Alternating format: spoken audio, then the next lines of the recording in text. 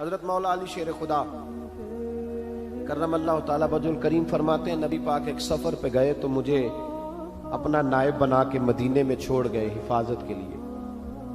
میری باتوں کی سمجھ تو آ رہی ہے نا آپ حضرات؟ حضور مجھے چھوڑ گئے، کہتے ہیں میرے پاس مال غنیمت کے تھوڑے سے پیسے تھے، میں سونے کا ایک ہار لایا، ایک لاکٹ لایا، سیدہ فاطمہ کو تحفہ دیا پہلی دفعہ، سونے کا ہار انہوں نے پہن لیا. نبی پاک علیہ السلام کا طریقہ مبارکہ یہ تھا کہ حضور جب سفر پہ جاتے تھے تو سب سے آخر میں سیدہ فاطمہ کے گھر جاتے، اور جب واپس آتے تو سب سے پہلے آتے، سب سے پہلے. حضرت علی کہتے ہیں قاصد آیا، اس نے آ کے بتایا کہ کل نبی پاک واپس آ جائیں گے. سیدہ فاطمہ بڑے دنوں سے انتظار کر رہی تھی کہ حضور آئے نہیں، اتنے دن ہو گئے.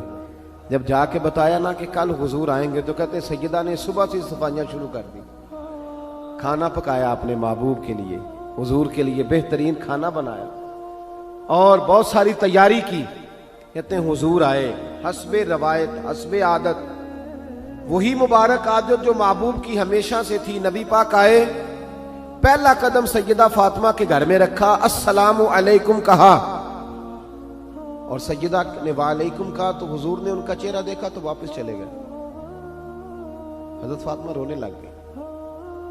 مولا علی شیر خدا کہتے ہیں میں گھر آیا تو بی بی صاحبہ زاروں قطار رو رہی.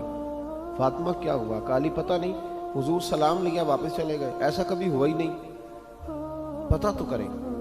شیر خدا کہتے ہیں میں مسجد میں گیا تو نبی پاک بھی ایک کونے میں بیٹھ کے رو رہے. میں نے کہا یا رسول اللہ آپ یہاں رو رہے ہیں، فاطمہ وہاں رو رہی ہے، بات کیا ہے؟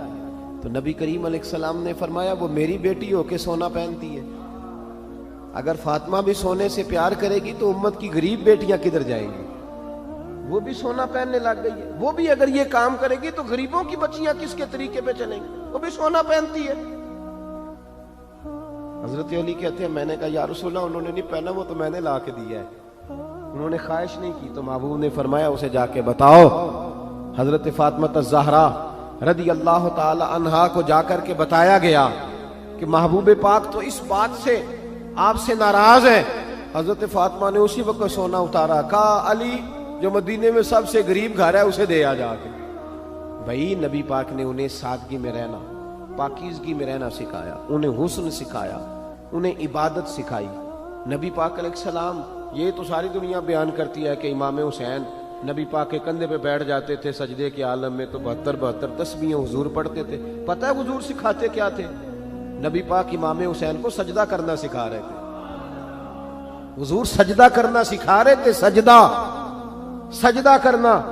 پورے کربلا میں، پورے کربلا کے واقعے میں کسی جگہ بھی امام حسن اور امام حسین نے کسی ایک مقام پہ بھی یزیدیوں سے کوئی مطالبہ نہیں کیا، کوئی بات نہیں منوائی، کہا جو تمہاری مرضی. ایک بات صرف کی، ایک گزارش، توجہ ہے میری بات پر، ایک بات صرف کی، ایک مطالبہ رکھا. جب 9 محرم کو عمر بن سعد نے، شمر نے، ان سب نے کہا نا کہ حسین یا اب بات ختم ہو گئی، یا بیعت کرو یا جنگ کرو، تو امام حسین نے فرمایا مجھے ایک رات کی مہلت دو. علی کے بیٹے مہلت مانگ سکتے ہیں؟ بولے نا یار، مہلت مانگتے تھے وہ، کیا ضرورت تھی؟ امام حسین نے فرمایا مجھے مہلت دے، ایک رات رہ گئی ہے، میں راج کے سجدے کرنا چاہتا ہوں. سجدوں کے لیے مہلت مانگی، سجدوں کے لیے. توجہ ہے میری بات پر؟ محفلیں لمبی، نمازیں چھوٹی. 24 گھنٹے آپ کسی کو بٹھا لیں باہر، وہ بیٹھا رہے گا، گپے لگائیں.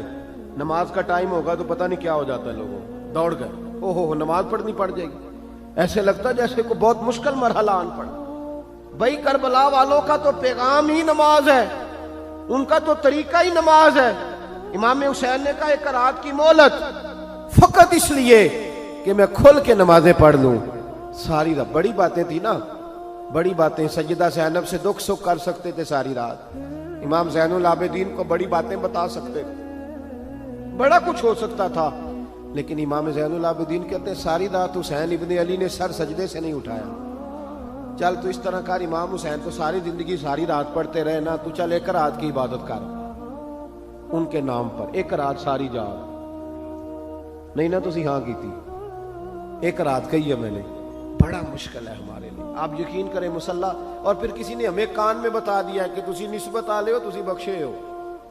اے کوئی پکی گل دس گیا صاحب، اس میں کوئی شک نہیں کہ نسبت سے بخشے جائیں گے. لیکن امام حسین ڈائریکٹ نواسے ہیں نبی پاک کے. اگر وہ نسبت کے باوجود بھی ساری ساری رات نماز پڑھتے ہیں، تو کس قسم کا نسبت والا ہے کہ 10 محرم کو بھی تیری ساری قضا ہو جاتی ہے، ساری قضا چھٹی، ہم نسبت والے ہیں. بس نسبت کا یہ معیار ہوتا ہے. نسبت کا معیار یہ ہوتا ہے کہ جو محبوب نے کیا وہ ہم نے کر کے چھوڑنا ہے، وہ کام کرنا ہے. اور پھر اہل بیت نبوت کا اسوہ حسنہ پردہ ہے. پردہ بڑی گمراہی آ گئی ہے امت میں. اب جو بچی MA MBA کر لیتی ہے وہ سب سے پہلے یہ مطالبہ کرتی ہے کہ ہمارے حقوق برابر کے. اسلام نے عورت کو برابر کے حقوق نہیں دیے، عزت والے حقوق دیے. کون سے حقوق دیے بولیے؟ میں ایک یونیورسٹی میں تھا تو ایک بچی نے پیغام دیا، کہنے لگی جی، بچیاں بھی تھی پردے میں بیٹھی ہوئی، لیکچر یونیورسٹی میں ہو رہا تھا، تو اس نے کہا جی عورت کا تو گھر ہی کوئی نہیں ہوتا، عورت کا تو گھر ہی کوئی نہیں، تو ہم کدھر جائیں؟ میں نے کہا چلیں ادیبانہ انداز میں یہ بات درست ہے لیکن حکیمانہ انداز میں درست نہیں. عورت کی تو اللہ تعالیٰ نے ذمہ داری بڑی شاندار رکھی ہے. جب تک باپ جوان ہوتا ہے نا، توجہ ہے میری بات پر، جب تک باپ جوان ہوتا ہے تو بیٹی اس کے گھر رہتی ہے، اور جب بچی جوان ہوتی ہے، ابا تھوڑا بوڑھے ہونے لگتا ہے نا، تو اللہ تعالیٰ خامند کی ڈیوٹی لگا دیتا ہے عورت پر. اور جب خامند تھوڑا بوڑھا ہونے لگ جاتا ہے تو بچے جوان ہو جاتے ہیں. تو میں نے کہا بی بی تو سمجھی نہیں، تو کہتی ہے میرا گھر کوئی نہیں. رب کریم نے تو تیرا محافظ ہمیشہ جوان آدمی کو رکھا ہے، جوان کو، کبھی باپ کو، کبھی بھائی کو، کبھی بیٹے کو، کبھی شوہر کو. تو یہ کیسے؟ اسلام نے تو تیرے لیے جوان خون تیرا محافظ رکھا. اگر تو سمجھے تو حضرت فاطمہ نے ساری زندگی پردے میں گزاری. ان کا ننگا سر کبھی سورج نے بھی نہیں دیکھا. یہاں اللہ خیر کرے دینداروں کی بچیاں پردہ نہیں کرتی، حاجیوں نمازیوں کی بچیاں پردہ نہیں کرتی. کپڑے استری نہ ہو تو گھر میں جھگڑا شروع ہوتا ہے، اور بی بی پردہ نہ کرے تو پرواہ کوئی نہیں. حضرت عبداللہ بن سہل ایک تابعی بزرگ ہے، نام یاد رکھنا. عبداللہ بن سہل کہتے ہیں سیدہ زینب جب کربلا سے واپس آئیں تو وہ میری پڑوسن تھیں. 15 سال کہتے ہیں میں ان کا پڑوسی رہا ہوں. 15 سال، 15، امام شورانی نے اس کو لکھا ہے، 15 سال میں حضرت زینب کا پڑوسی رہا. کبھی ہوتا ہے نا کہ بی بی برقع پہن کے باہر نکل آتی ہے، بازار جانا ہے، دوائی لینی ہے، کوئی کام ہے. کہتے ہیں 15 سال میں پڑوسی رہا، پر میں نے پردوں میں چھپی ہوئی زینب بھی کبھی نہیں دیکھی. ہوتا نا برقعے میں بندہ بی بی دیکھ لیتا ہے، میں نے پردے میں چھپی ہوئی بھی بی بی کبھی نہیں دیکھی.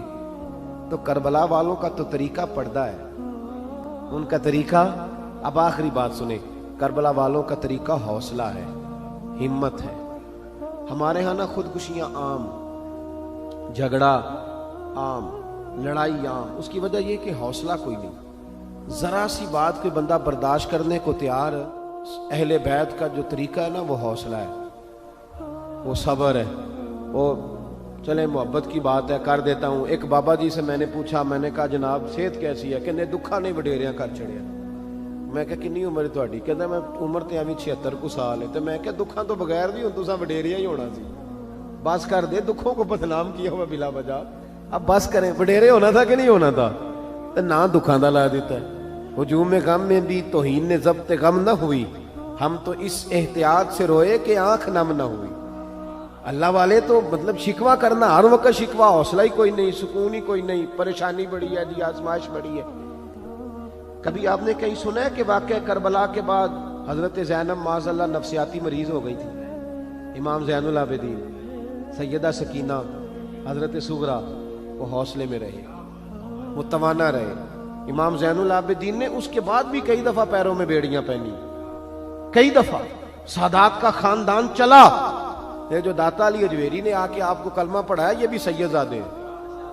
سیدوں کا قافلہ رکا نہیں، یہ خواجہ اجمیری بھی سید زادے، غوث پاک جیلانی بھی سید زادے. یہ سادات کا سلسلہ چلتا رہا. بار بار آ کے امت کی قیادت کی ان لوگوں نے. جب دیکھیں نا یہاں کسی بندے کا کٹا ہوا ہاتھ پھینکا جائے نا، بلکہ انگلی پھینک دی جائے تو لوگ ڈر کے بھاگ جائیں گے، کسی کا، اپنے کسی کا نہیں، کسی کا، کیونکہ انسان کا وجود کٹ جائے تو دہشت پیدا ہوتی، آپ ڈر کے بھاگ جائیں گے۔ امام حسین کا کٹا ہوا سر، توجہ ہے میری بات پر؟ ذرا غور کرنا، بندے کا سر کٹ جائے، ہم سنتے ہیں بات پر غور نہیں کرتے۔ دھاڑ ان کا پڑا تھا کربلا میں، کٹا ہوا سر، زلفیں، پگڑی، کٹا ہوا سر نیزے پہ، آگے آگے سر جا رہا ہے، پیچھے سیدہ زینب جا رہی، با پردہ یزید کے دربار میں پہنچی، بی بی صاحبہ پردے میں بیٹھ گئی۔ یزید کہنے لگا دیکھ لو، اللہ نے مجھے عزت دی اور میرے دشمنوں کا معاذ اللہ کیا حال ہوا۔ جب اس نے یہ کہا نا تو حضرت نعمان بن بشیر صحابی بیٹھے تھے، اور ساتھ کہتے ہیں میرے ایک نابینا صحابی بھی بیٹھے تھے۔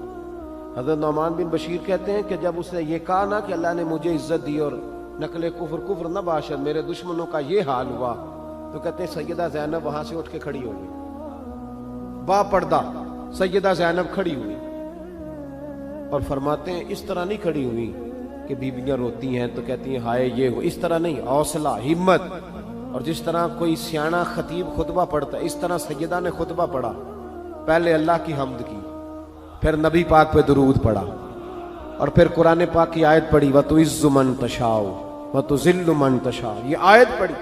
کہتے سیدہ کی آواز میں وہ روب تھا، وہ گرج تھی، وہ وقار تھا، وہ اطمینان تھا کہ وہ نابینا صحابی میرا گھٹنا ہلا کے کہنے لگے نعمان علی آ گئے ہیں دربار میں، علی آ گئے ہیں، جبریل امی بول رہے ہوں جیسے، حکمت کے گوہر رول رہے ہوں جیسے، دربار دمشق میں بی بی زینب کا خطاب منبر پہ علی بول رہے ہوں جیسے۔ کہا یہ تو حضرت علی کی آواز، علی آ گئے کیا، علی آ گئے۔ سیدہ زینب فرمانے لگی یزید تیری حکومت ہے تو تو کہتا ہے کہ اللہ نے تجھے عزت دی، ذرا وقت بدلنے دے، ذکر تیرا بھی ہوگا پر تجھ پر لوگ لعنت برسائیں گے، اور جب میرے حسین کا ذکر ہوگا تو خطیب جمعے کے خطبے میں ذکر کیا کریں گے، خطبوں میں میرے نام۔ بھائی حوصلہ پیدا کرے زندگی میں، ہمارے اندر حوصلہ نہیں رہا، حوصلہ نہیں، توانائی نہیں، ذرا سی بات پہ ہم بگڑتے ہیں، ناراض ہوتے ہیں، اپنی طبیعتوں کو اکٹھا کریں۔ پہلا سبق یہ عرض کیا ہے کہ اہل بیت سے پیار کریں، بحث چھوڑ دیں، صحابہ سے پیار کریں اور بحث، نبی پاک کا میلاد منائیں اور بحث کرنی چھوڑ دیں۔ اور دوسری بات یہ کہ اہل بیت کا طریقہ فقر و فاقہ ہے، ان کا طریقہ سخاوت ہے، ان کا طریقہ پردہ ہے، ان کا طریقہ عبادت ہے، ان کا طریقہ حوصلہ ہے۔ حوصلہ مند زندگی گزاریں، توانائی والی زندگی۔